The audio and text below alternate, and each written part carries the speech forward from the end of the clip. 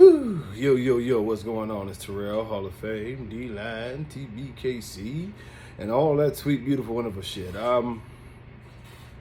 Man. This was a pretty good question. With the separation, I might not hit it verbatim, but y'all know what I'm talking about.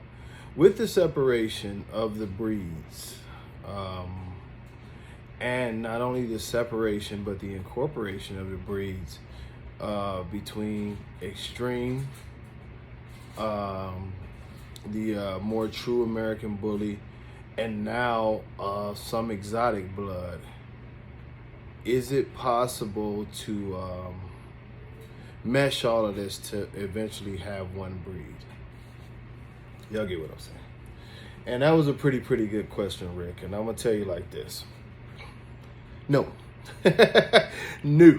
It's not possible because I guess, let me retract. I guess it could be possible. But the thing of it is that whenever you're making a breed, you do have a standard. And this is the biggest problem, is that we don't follow the standard. We sort of do what we want in the American bully community. And that's why it would be impossible to mesh originally. Now, the second problem is that this is supposed to be a finished breed. And what I mean by finished is that the original standard was written a while ago, and it was supposed to be that we already knew what the American bully was, and that was the direction we were headed. Now, what has happened over that process is we've had a lot of people do a lot of changing, a lot of different moving around, a lot of different things, and it continues to be a moving target that's going to be incredibly hard to hit. Now, as far as the extreme dogs, I've looked around, I've done a lot of studying of all kind of dogs, I've never seen a breed that is based off of dogs who have severe health issues and who have severe structural issues. I've never seen a breed that incorporates these dogs with these issues to actually make a breed, because by all sensibilities in breeding, that would be going against what you were supposed to be doing. You're always supposed to be adding things to make your breed better, not that would be actually the deterioration in the end of your breed. So meshing these dogs together, it really doesn't make sense. This is something, the whole cleanup thing is something that has been started in the American bully community, and it's not a realistic thing, to keep on adding in dogs that have health issues to cleaner dogs who don't have these health issues or don't have these conformation issues. All you're doing is polluting the gene pool of dogs who don't have issues. Because you have such a desire to add this dog that you're willing to do anything, which includes breed an unhealthy dog. Most of the extremes, I'm just telling you, they would do nothing but hurt the breed.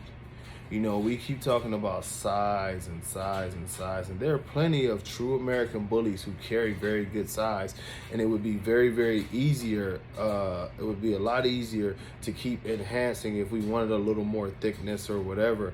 Keep gradually enhancing the size of those dogs while keeping the conformation and health. It would be a lot easier to do that and pull a breed together than to add dogs like Beanstalk or this dog or that dog. Or even when you talk about, the national champion Blue, although he's a lot better looking dog than most of them, he has some crappy dogs behind him. And when you add those genetics in there, you're not going to get a bunch of dogs that look like Blue. You're running the risk of compounding some of the issues that come along with dogs that were banned for a reason in the beginning. And I'm not, like I say, I love the dog's looks, but we're just being real on this episode here, is that you have to pay a price when you're adding in Miyagi, you're adding in extreme qualities, you're adding in, dogs that have different issues. Like, for instance, if we talked about Mr. Bean, Mr. Bean was notorious for overheating and having issues with his functioning in the ring. So if we are adding him to our gene pool, we're adding those issues. Yes, we might add his very wide chest, or if you like some other feature about the dog, you may add that. But you are adding, the cardiovascular issues and whatever was wrong with him, that they always had to put a cooling vest on him and rub him down with ice. That's not something that you want to add to your gene pool. And I always sound like the Scrooge, or some people say, "Oh, you always hating," but at the end of the day, it's not hating. It's just being real about what it is that we do with dogs here. If you're going to choose, you know, bad genetics, then you're going to always have bad genetic dogs, and that's just the way it's going to work.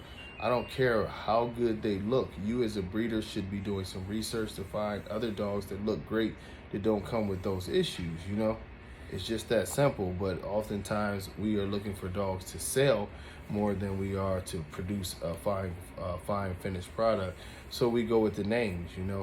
But as far as meshing these breeds, I think it starts at the top with why would you want to? Second of all, it goes to, what direction would that be? No one has written a standard where you would be meshing the qualities of all of these weird ass breeds together. You know what I mean? It really doesn't make sense, especially not exotics. The extreme dogs are one thing, but the exotics are just, why would you add that? That's my question. Y'all have seen them on tables. You've seen all these exotics broke down. You know what I mean? Why would you want to add that? As far as the extreme goes with dogs like Beanstalk and some of those other dogs, why would you want to add that?